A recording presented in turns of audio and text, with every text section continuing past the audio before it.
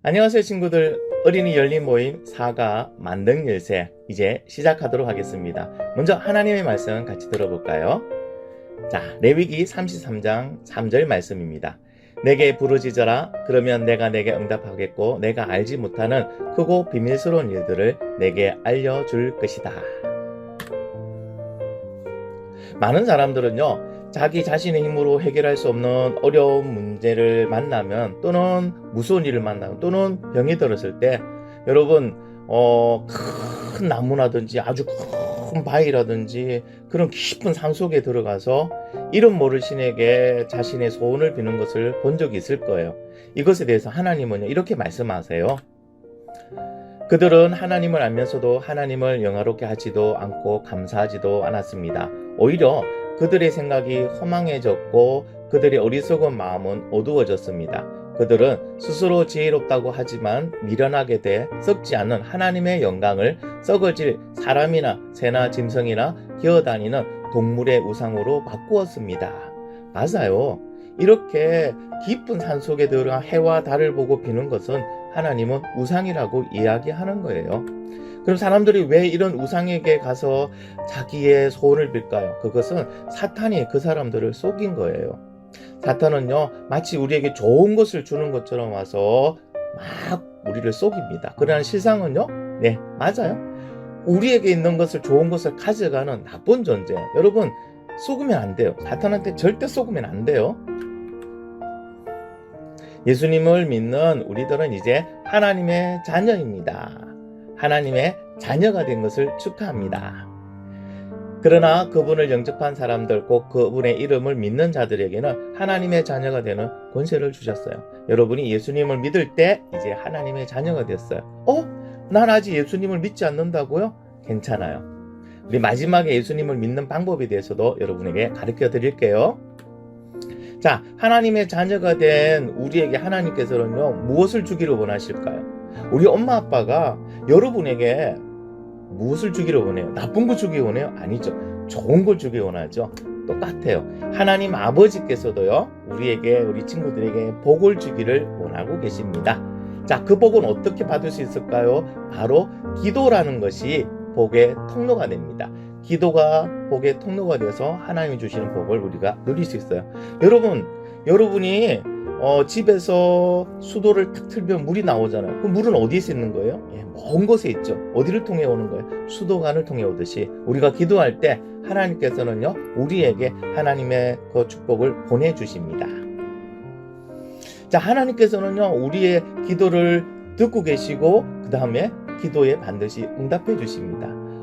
어떻게 응답하냐고요? 첫 번째는요, 즉시 응답해 주실 때, 안 돼, 아니 우리 기도하는 거 하나님 이런 거 해주세요, 낫게 해주세요, 바로 주시고 낫게 해주시는 즉시 응답이 있고요. 두 번째는 더 좋은 것을 응답해 주실 때도 있어요. 우리는 이런 A라는 것을 구했는데 하나님 보시기에는 B가 더 좋으면요, B라는 것을 우리에게 주실 때도 있고요. 세 번째는요, 나쁜 것을 구할 때, 아니면 잘못된 것을 구할 때는요, 하나님께서 아니야 아직 아니야 하고 무응답 가만히 계실 때도 있어요. 이것도 하나의 응답이에요. 어쨌든 우리 친구들이 기도할 때 하나님께서는 우리의 기도를 들으시고 다 응답해 주신답니다. 우리가 기도할 때 반드시 기억해야 될 일들이 있어요.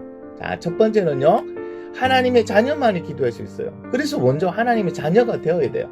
두 번째는요, 예수님의 이름으로 기도해야 됩니다.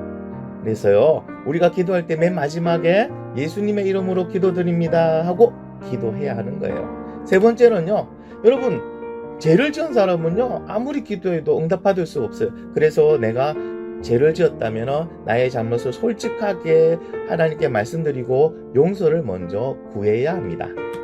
하나님께서는 우리의 기도를 들어주시고 또 그 기도에 좋은 것으로 응답해 주신 것을 여러분 기대해도 좋습니다. 여러분이 많이 기도할수록 하나님께 많은 응답을 또한 받을 것입니다. 자, 여러분 기도 제목이 혹시 있나요? 이런 거 있잖아요. 뭐 갖고 싶은다는, 그것도 괜찮아요. 근데 누가 아프다 낫게 해주고 그것도 괜찮고요. 또 우리 엄마 아빠가 더 사랑하게 해주세요. 그것도 괜찮아요. 또 친구와 싸웠는데 화해하게 해주세요. 그것도 괜찮아요. 어떤 제목이라도 괜찮으니까 오늘 여러분이 오늘 우리 열림을 마치고 여러분의 기도 제목을 두고 하나님께 기도하는 거예요. 어떻게 기도한다고요? 형식은 없어요. 그냥 아버지께 아빠 나 이런 게 필요해 사주세요. 그렇게 말하듯이 하나님께 말씀드려요. 그리고 맨 마지막 이것만 하면 돼요. 예수님의 이름으로 기도합니다. 아멘. 아시겠죠? 아직 예수님을 믿지 않았어요? 그런 친구 있나요? 그러면은 우리 이제 화면에 기도문이 하나 나갔어요.